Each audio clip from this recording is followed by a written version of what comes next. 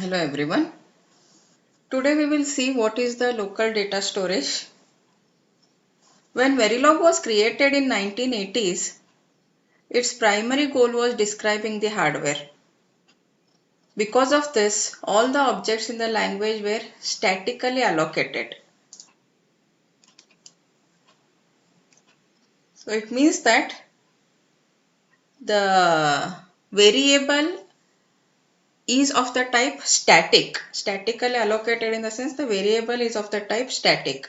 In particular, routine arguments and local variables were stored in a fixed location rather than pushing them on a stack like other programming languages.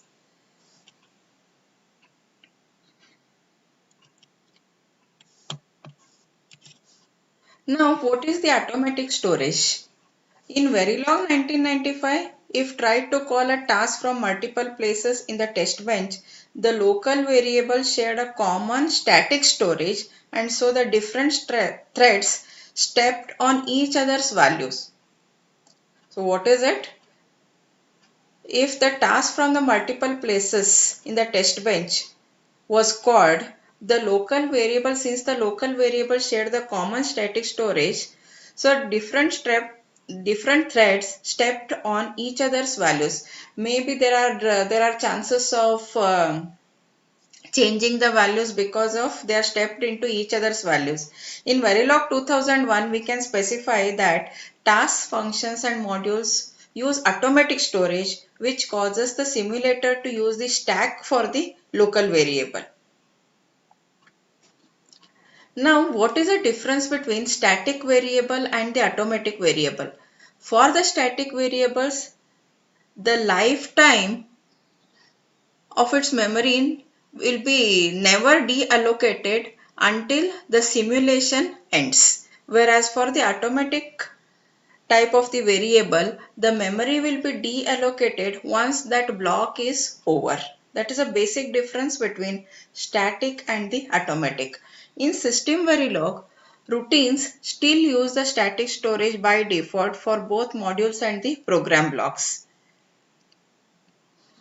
We should always make the program blocks use the automatic storage by putting the automatic keyword in the program statement. See, what is now automatic keyword has to be used whenever the automatic declaration is done. There is an example given over here specifying the automatic storage in the program block. Program automatic test. See, this automatic is the keyword has to be used whenever the automatic storage, if you want to use the automatic storage. So this is some example given task wait for mem, then input outputs are declared. There is a while loop, and this is the beginning of the task, this is the end of the task, this is program, this is test and end program. It is just for demonstration how to use the automatic. If you want to use the automatic, use program automatic.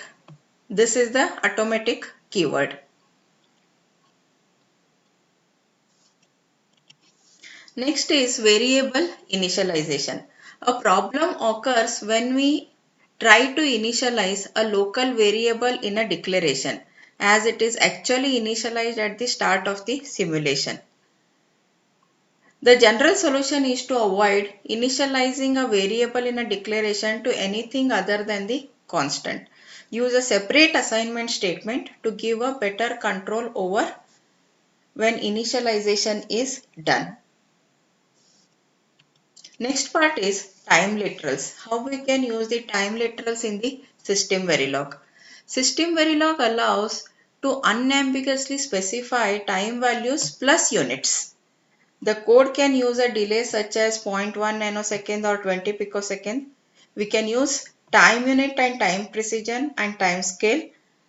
We can make the code even more time aware by using the classic Verilog $time format and $real time routines. Now what is this $time format? We will see how to use the $time format. See, these are the time literals and $time format and module timing. and time unit is 1 nanosecond, time precision is 1 picosecond. What you have to understand here is what is dollar time format and what does this -9 3 nanosecond in double quotes and 8 indicate. See, the first number, that is -9, is the scaling factor. Now what do you mean by the scaling factor? Look at this table. Here -9 is 1 nanosecond. You can use anything between 0 to -15. 0 indicates 1 second, -1 100 millisecond, and so on till -15 1 femtosecond. 1 femtosecond. -9 is 1 nanosecond and -12 is 1 picosecond. It gives the scaling factor. The first digit, whatever you use here, that gives the scaling factor. The second gives the number of digits to the right of the decimal point. That is, here 3 indicates that 3 digits to the right of the decimal point. And this nanosecond in the double quotes indicates that a string to print after the time value. And this 8 indicates the minimum field width. So -9 is the scaling factor, whatever you use here. That is the scaling factor. These are the number of digits after the decimal point, and nanosecond is the string to be printed, and this is the field width. Here dollar display at %t dollar real time. It means that 1 is printed over here. See here, nanosecond is this, and since -9 is used, -9 indicates it is 1 nanosecond. So therefore, the time unit or the scaling factor is that value, and these 3 zeros indicates the digits, 3 digits after the decimal point. This nanosecond is this string, and 8 is the minimum field width. See, this is 8 is the minimum field width. And next is #2 dollar display at %t dollar real time. And what does this display? It is a dollar real time. Dollar real time in the sense already 1 nanosecond is over, plus 2 will give you 3 nanosecond. The dollar time format will be the same thing.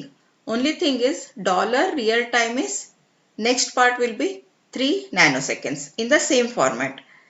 See, now here 0.1 nanosecond is there, so it is 3.1 nanosecond. Similarly, for 41 picoseconds, 3.141 nanosecond.